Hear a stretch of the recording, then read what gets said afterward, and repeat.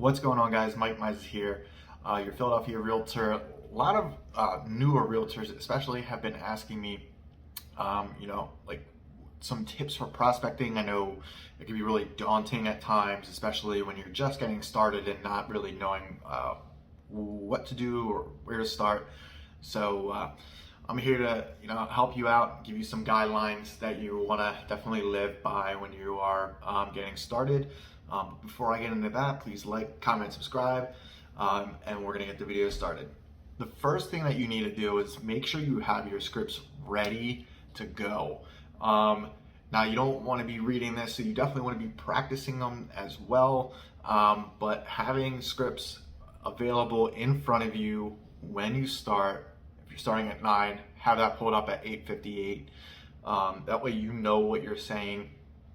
You don't want to get thrown off or sound robotic either. So finding someone to role play with is also very helpful. And make sure that when you are searching for your scripts online, or asking mentors or people in your office, make sure that you have objection handlers.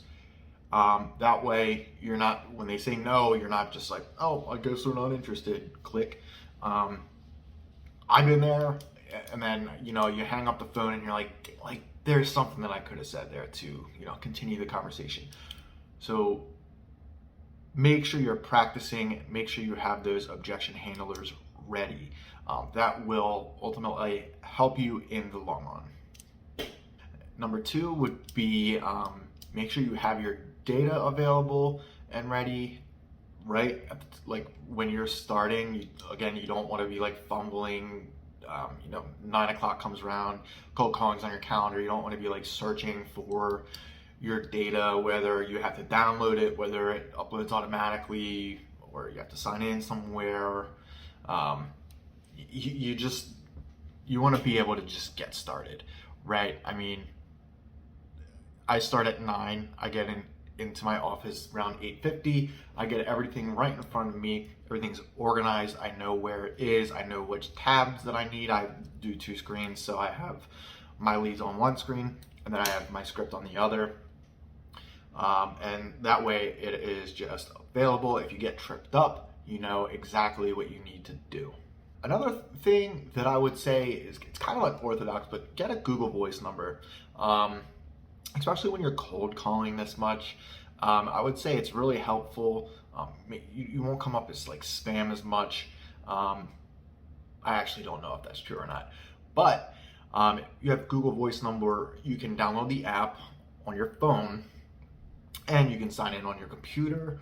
So all the see, I don't have an iPhone, but I do have a Mac. So all the text messages that you're receiving, all your voicemails that you're receiving, any calls that you're receiving, you will see on your computer as well as your phone. For me, that's really helpful because, as I'm calling, if someone's texting me back, after I text them or they're calling me back, I know exactly who it is. I know what I need to pull up.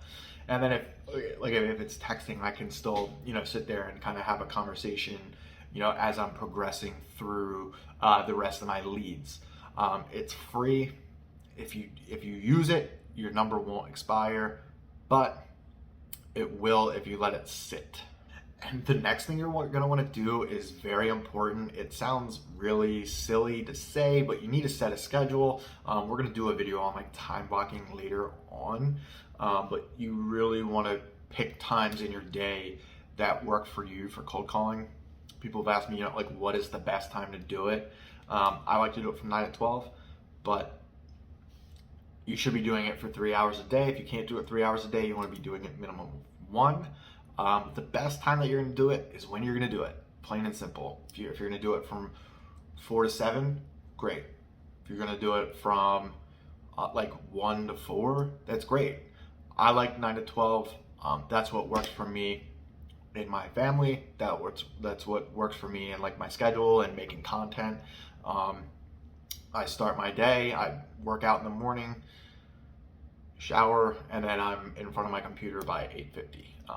For me, it's effective, but you want to set that up, non-negotiable. Only thing that I would say that would, stop you from doing it is if you land appointments and you have to go, in which case, that's the whole point of it. That's perfect. Just don't stop cold calling. Be consistent. That's one lesson that I learned, through my first 2 years of being a realtor. Is you want to keep consistent, because the more you do it, the better you're going to get at it. And my last tip, it's kind of silly. Stand up. Keep the blood flowing. We're sitting down. We're bored.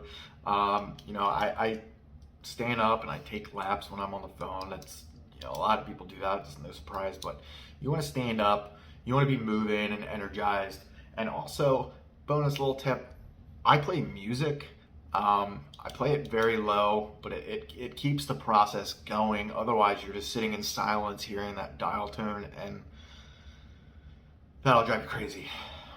It drove me nuts. And then, I remember that I have Pandora that I'm paying for, and yeah, it helps. It helps just keeping some music in the background. Whatever kind of music that amps you up, listen to it. Or if you want to listen to an audiobook, listen to it. I don't know why you would want to do that and miss out on the good book, but it's an option. Just don't play it super loud. That way, when someone answers the phone, they're not hearing your loud music. I know most times, if I feel it's too loud, I'll just hit pause. Boom, easy. Other times I'll let the music run. No one ever says anything. No one really notices. I don't even notice it, so why would they? But yeah, those are my tips for you. If you made it this far, as always, comment pink down below, and we will see you in the next one.